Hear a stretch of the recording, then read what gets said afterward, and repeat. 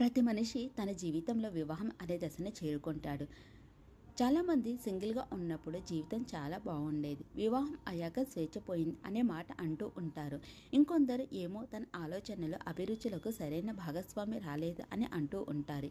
ఇప్పటికే పెళ్ళైన వారిలో చాలామంది పెళ్లి వద్దు బాబోయ్ అనే వివాహ బంధం గురించి తన అనుభవాలను చెప్పి ఇతరులను భయపెడుతూ ఉంటారు. అయితే మంచి లైఫ్ పార్ట్నర్ ఉంటే జీవితం ఎంతో సంతోషంగా ఉంటుంది. మంచి పార్ట్నర్ ఎంచుకునే విషయంలో ఆచార్య చాణక్యుడు కొన్ని విషయాలు వెల్లడించాడు. అవేంటో తెలుసుకుందాం. పెళ్లి చేసుకునే ఆలోచన ఉన్నవారు లైఫ్ పార్ట్నర్ని ఎంచుకునే విషయంలో కొన్ని విషయాలు గుర్తుంచుకోవాలి. నిజాయితీగా ఉండే వ్యక్తులు మాత్రమే జీవితంలో మంచి లైఫ్ పార్ట్నర్లు కాగలరు. అబద్ధాల కోరుని ఎవరూ నమ్మరు.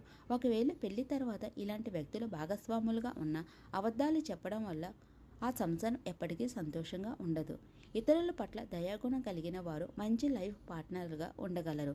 బయట వ్యక్తుల పట్ల దయ చూపించేవారు భాగస్వామి విషయంలో మరింత ప్రేమ, దయ, సానుభూతి, పరిస్థితులను అర్థం చేసుకోవడం చేయగలరు. జీవితంలో ఎదురయ్యే కష్ట సుఖాలన్నీ బ్యాలెన్స్గా ఉండగలరు.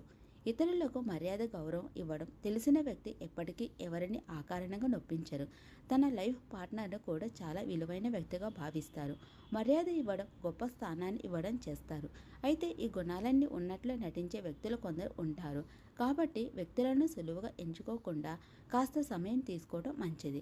వ్యక్తి గురించి విచారించడం కూడా మంచిది. ఒక వ్యక్తి జీవితంలో జీవితాంతం కలిసి ఉండేది భాగస్వామి మాత్రమే కాబట్టి భాగస్వామి విషయంలో ఎప్పుడూ తొందరపాటు అడుగులు వేయకూడదు.